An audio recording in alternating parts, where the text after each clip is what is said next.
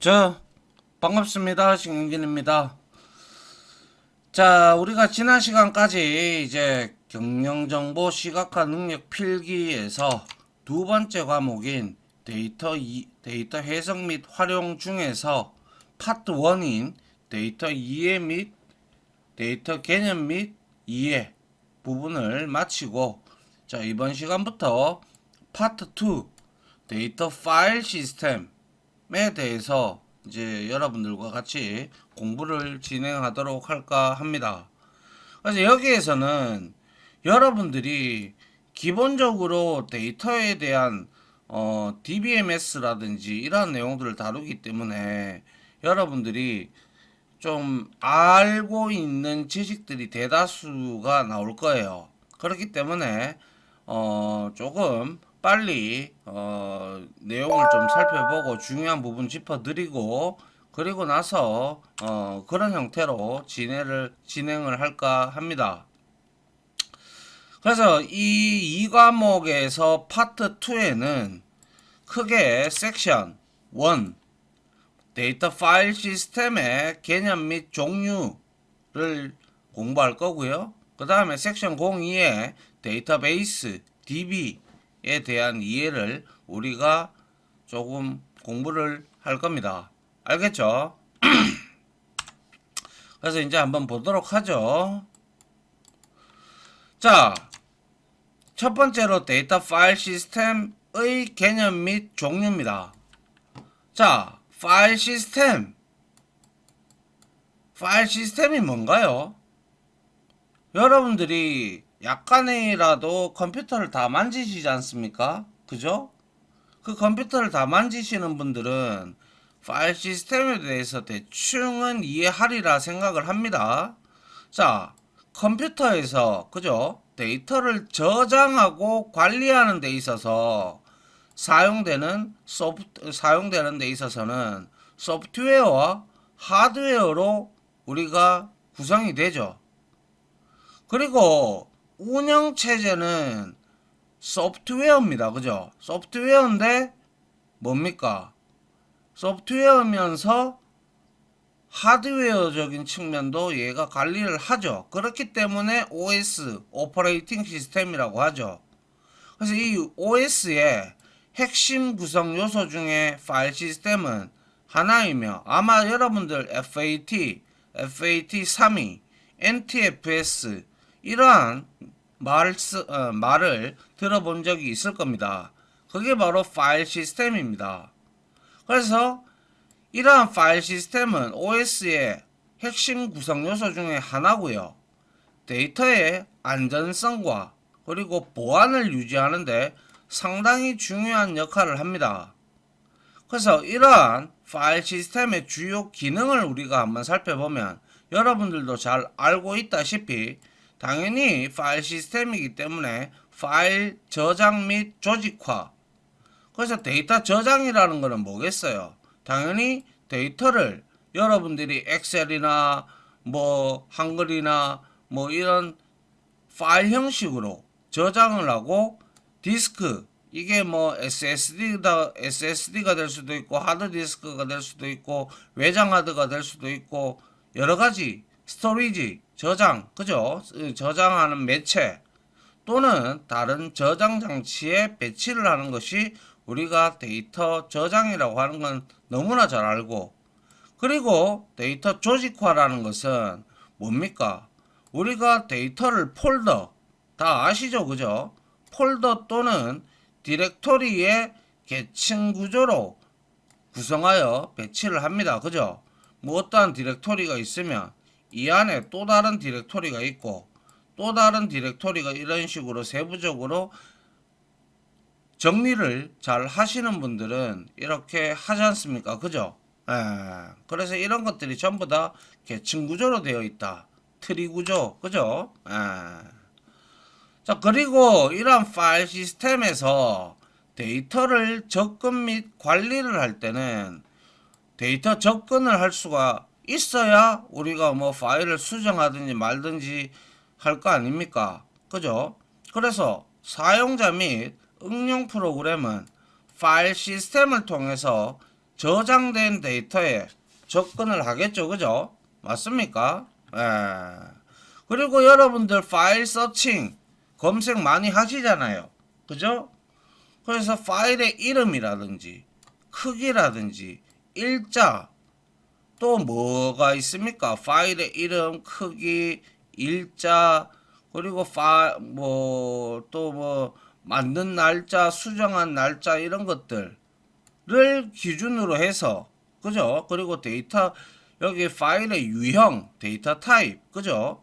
등을 기준으로 해서 검색할 수 있는 기능도 파일 시스템이 제공을 하는 거고, 당연히 더불어서 파일 생성 및 삭제는 사용자 및 프로그램은 파일을 생성하고 삭제할 수가 있습니다. 그리고 파일 읽기 및 쓰기, 당연히 파일을 열고 읽거나 파일에 데이터를 쓰는 기능을 제공을 합니다. 그죠? 그리고 파일 복사 이동, 여러분들 너무나 잘 아는 거죠. 파일을 다른 위치로 복사하거나 이동할 수 있다라는 것이죠. 뭐 그렇게 어려운 내용이 아니죠. 그죠? 그 다음에 이 파일 시스템의 주요 기능에서 세 번째로 파일의 보안 및 권한 관리. 자, 요거는 조금 알아둘 필요가 있는데요. 보안 및 권한 관리 뭡니까? 당연히 이 파일에다가 누구는 접근할 수 있고 누구는 접근하지 못하도록 파일 및 디렉토리, 다른 말로 폴더라고 하죠. 그죠? 디렉터리에 대한 액세스 권한을 우리는 얼마든지 관리를 할 수가 있어요. 왜냐하면 서버도 그렇고 개인 PC도 여러분들이 폴더, 그러니까 같이 쓰는 PC가 있다면 거기에 각각 게스트 계정이 다 있잖아요. 그죠? 그런 거에 따라서 각각 접근할 수 있고 뭐 관리자 권한이라든지 이런 걸 의미를 하겠죠. 그죠?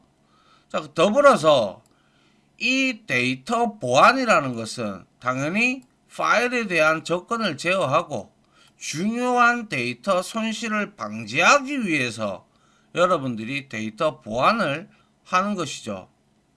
더불어 데이터 이 파일 보안과 그리고 권한 관리는 왜 하느냐? 데이터의 무결성, 즉 다시 말하면 데이터가 깨끗하다 이 말이에요. 그죠? 무결성과 보안은 주로 운영체제의 권한관리에 의존한다. 중요한 말입니다. 데이터의 무결성과 보안은 운영체제의 권한관리에 의존한다. 알겠죠? 그리고 더불어서 데이터의 중복 및 일관성의 문제가 당연히 발생할 수 있겠죠. 그렇기 때문에 파일 보안 및 권한 관리를 해야 된다는 거예요. 알겠죠? 데이터 중복 및 일관성 문제가 발생할 수 있다라는 거예요. 그리고 네 번째로 파일 시스템은 파일 백업 및 복구도 할 수가 있겠죠. 데이터 손실을 방지하기 위해서 파일의 백업 및 복구 기능을 다 제공하잖아요. 그죠? 그리고 파일 공유도 하고, 공유를 하게 되면 당연히 협업을 할 수가 있잖아요. 그래서 우리가 뭐 네트워크, 이게 뭐 사설 네트워크를 통해 가지고 여러분들이 파일을 공유할 수도 있고 아니면 인터넷에다가 같이 공유할 수도 있는 거잖아요. 그죠? 그래서 파일을 공유하고 여러 사용자가 협업할 수 있는 기능도 역시 제공을 해주는 기능이 바로 파일 시스템의 기능이다 라고 우리가 여기서 아시면 된다라는 것이죠. 맞습니까?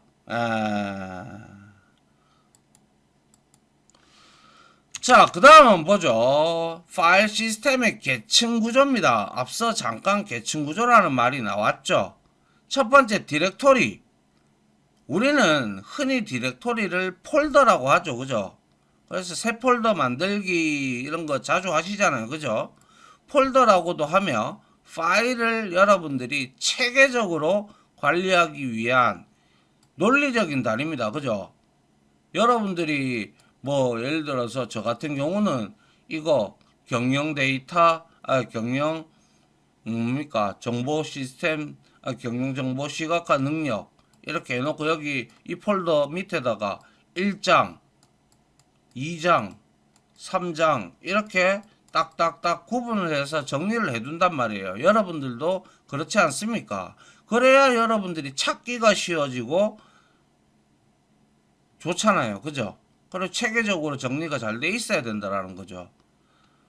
그리고 파일이나 다른 디렉토리를 포함할 수 있는 컨테이너 역할을 수행을 하죠. 그죠? 컨테이너는 뭡니까? 컨테이너는 이러한 그냥 여러분들 일반 공사장에 가면 컨테이너 있죠. 그 컨테이너 안에는 뭐 있어요? 뭐 인부들이 일할 때 필요한 뭐 작업복이라든지 뭐 여러 가지들이 있죠. 그죠? 그런 것들이 일종의 파일이나 디렉토리가 될 수가 있다라는 것을 말하고요. 그리고 파일을 조직화하기 위한 계층 구조를 제공을 한다. 더불어 고유한 식별자인 디렉토리의 경로를 가지는 거죠. 경로에는 아시다시피 절대 경로가 있고 상대 경로가 있습니다. 그죠? 절대 경로는 우리가 C 드라이브부터 시작해서 나오는 것이고 상대 경로는 지금 현재 내 폴더를 기준으로 해서 어떻게 상대 경로를 가져가느냐 이런 거죠. 그죠? 그래서 디렉토리 경로를 가지며 사용자는 디렉토리를 통해서 즉 폴더를 통해서 파일에 쉽게 이렇게 여러분들이 잘 정리를 했다면 쉽게 접근할 수 있습니다. 그리고 파일의 계층 구조를 형성하며 파일과 다른 하위 디렉토리를 포함할 수 있다라는 거죠. 당연한 얘기 아닙니까? 그리고 요거 잘 봐두셔야 되는데, 자, 루트 말 그대로 루트입니다. 최고입니다. 최고. 그죠? 그렇기 때문에 파일 시스템의 가장 상위 디렉토리입니다. 그래서 요거 잘 알아두세요. 루트 디렉토리와 하위 디렉토리의 특징들 중요합니다. 그리고 다른 모든 디렉터리의 파일의 디렉터리와 파일의 부모이자 시스템에 관한 접근점을 가지고 있는 게 바로 루트 디렉토리입니다. 그래서 이거는 시스템 관리자가 접근할 수 있는 뭐 그러한 디렉토리라고 보시면 될 것 같고요. 그 다음에 하위 디렉토리라는 것은 루트 디렉토리 아래에는 반드시 하나 이상의 디렉토리가 있겠죠. 디렉토리가 한 개만 있을 이유는 없잖아요. 그죠? 그래서 하나 이상의 디렉토리가 있으며 그리고 하위 디렉토리는 다시 하위 디렉토리를 포함할 수가 있습니다. 너무나 그건 당연한 얘기죠. 더불어 하위 디렉토리는 계층적으로 구성이 되고 디렉터리를 생성해서 파일을 그룹화하고 조직화할 수가 있습니다. 맞습니까? 그래서 요거 중요하고요. 제가 빨간색으로 적어놨죠. 그죠? 요런 것들 여러분들 경로도 가질 수 있고 컨테이너 역할 이런 것들은 여러분들이 그냥 문제를 이런 문제가 나왔다. 그럼 문제를 읽어보면 자연스럽게 여러분들이 지금까지 해오고 있는 것이기 때문에 그렇게 어려운 내용이 아니다라는 것이죠. 맞습니까? 자, 그러면 이제 디렉토리를 봤다면 파일입니다. 파일은 뭡니까? 그렇죠. 유저, 즉 사용자가 생성하는 데이터의 단위가 되죠. 여러분들이 엑셀 파일을 만들거나 CSV 파일을 만들거나 텍스트 파일을 만들거나 여러분들이 만들어요. 물론 자동적으로 여러분들이 어떤 프로그램을 설치하면 자동적으로 깔려 들어오는 프로그램 파일들도 있겠지만 통상적으로는 여러분들이 만드는 거예요. 그죠? 그리고 데이터의 실제 내용을 저장하는 논리적 단위로, 그죠? 데이터의 실제 내용을 저장하는 논리적 단위로 블록은 파일 시스템에서 가장 낮은 계층으로 이렇게 어떠한 조각입니다. 조각 형태로 블록들의 집합으로 구성이 됩니다. 그리고 이 파일은 디렉터리 내에 저장이 되겠죠. 그죠? 그리고 해당 디렉터리의 구조, 즉 파일 경로와 파일명을 사용하여 우리는 파일을 검색하고 관리할 수가 당연히 있죠. 더불어서 파일에 대한 메타데이터, 뭡니까? 데이터에 대한 데이터를 설명하는 데이터를 우리는 메타데이터라고 이미 앞서 배웠습니다. 그래서 파일에 대한 메타데이터, 즉 파일의 크기라든지 생성 날짜라든지 수정 날짜, 파일 유형, 접근 권한 등을 다 포함을 하죠. 파일은. 더불어 파일 시스템은 파일의 데이터를 여러 개의 블록에 분산하여 저장을 합니다.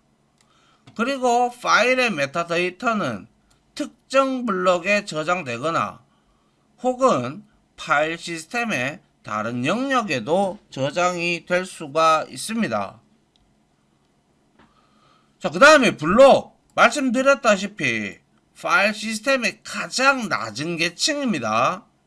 아시겠죠? 파일 시스템의 가장 낮은 계층. 그래서 일정한 크기의 조각으로 우리가 파일 시스템에 저장이 됩니다. 알겠죠? 그래서 이러한 각 블록은 고유한 저장 장치니까 우리가 16진수로 구성이 되어 있는 주소, 메모리 주소, 그죠? 혹은 디스크 주소를 가지고 있겠죠, 그죠? 그리고 파일 시스템은 이러한 블록들을 조직화하여 파일이나 디렉토리의 폴더에 할당을 한다라는 것이죠. 주소를 알아야 우리가 클릭을 했을 때 OS가 그것을 찾아 들어가게끔 해줄 거 아닙니까? 그죠? 자, 그리고 경로. 앞서도 나왔죠. 파일 시스템의 각 파일 및 디렉터리는 고유한 경로를 갖죠. 맞잖아요. 그죠? 그래서 경로는 파일의 위치를 나타내는 것은 너무나 잘 알고 계시는 거고, 말씀드렸다시피 절대 경로와 상대 경로로 표현되죠. 절대 경로는 C 드라이브면 C 드라이브, D 드라이브면 D 드라이브를 기준으로 해서 그 파일이 어디에 있는지까지 나타내는 게 절대 경로고요. 그리고 상대 경로는 현재 자신이 위치한 파일이나 폴더를 기준으로 하는 그게 바로 상대 경로입니다. 알겠죠?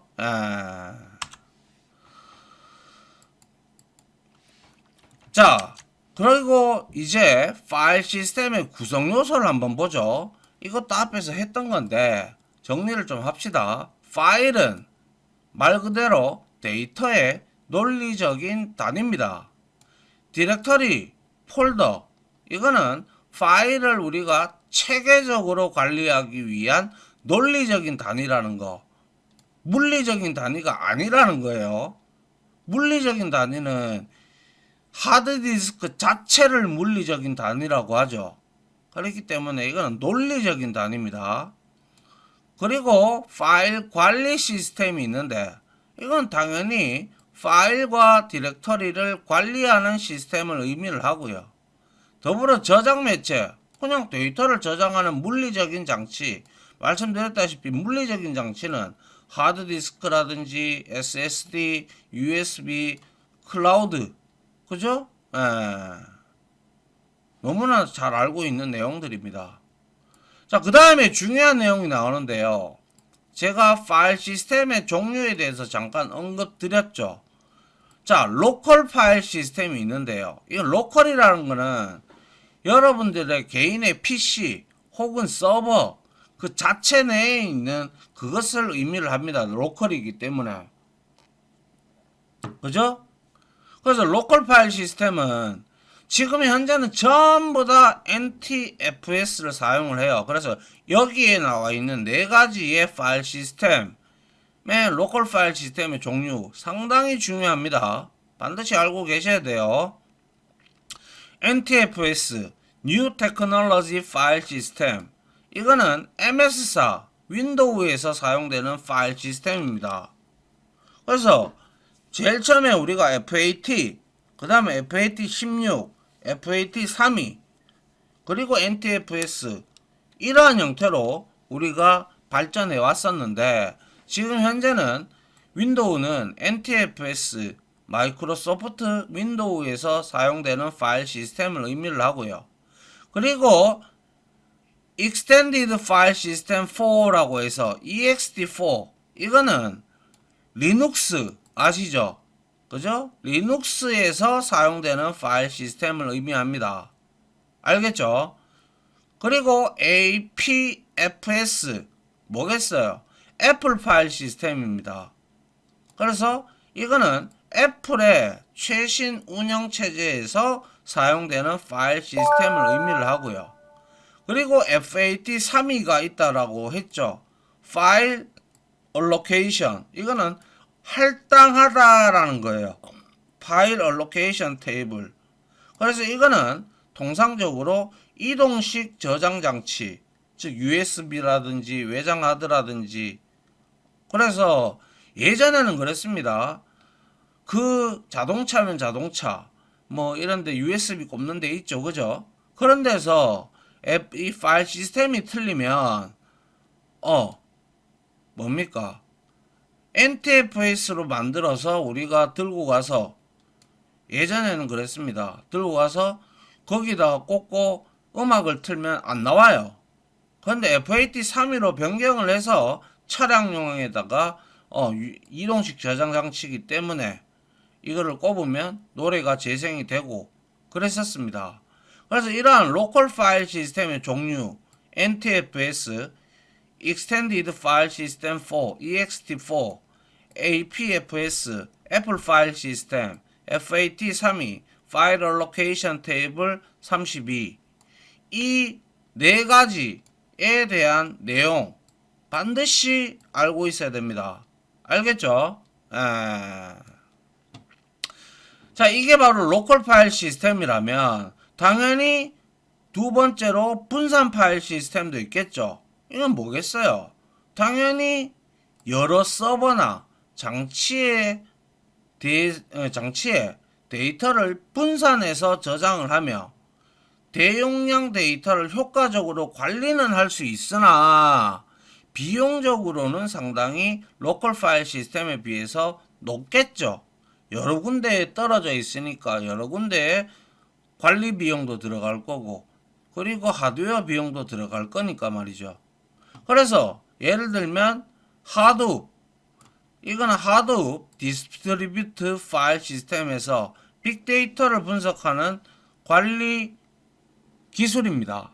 빅데이터 기술. 그리고 구글 클라우드 스토리지 등이 있습니다.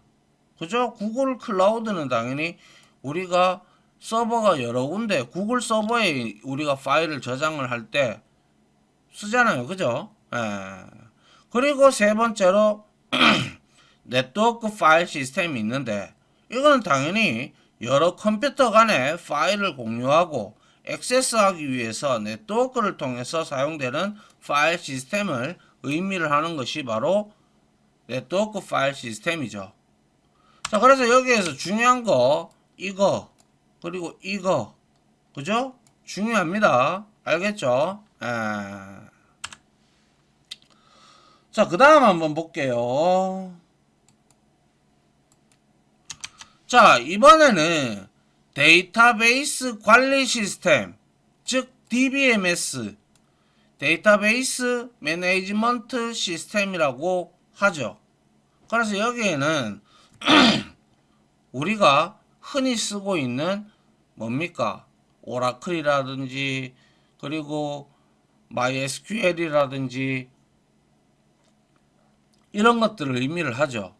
그래서 데이터를 효과적으로 저장, 테이블이 있잖아요. 그죠? 그래서 그 테이블에다가 저장, 관리, 검색, 변경, 보호 하기 위한 소프트웨어다.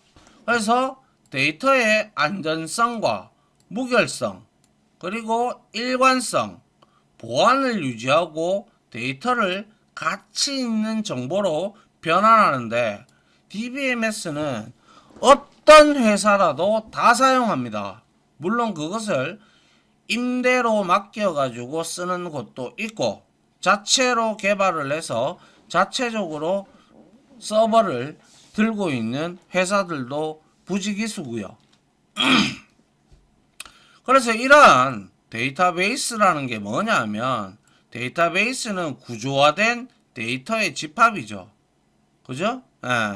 그래서 데이터는 말씀드렸다시피 테이블 뭐예요? 테이블 행과 열을 가지고 있는 형태 스프레드시트 엑셀과 같은 행과 열을 가지고 있는 그래서 속성과 다수의 속성과 그리고 여기에 들어가는 여러 개의 레코드, 로우, 인스턴스로 저장이 되는 거죠. 이렇게 돼서 이게 바로 우리가 앞에서 배웠던 정형 데이터죠.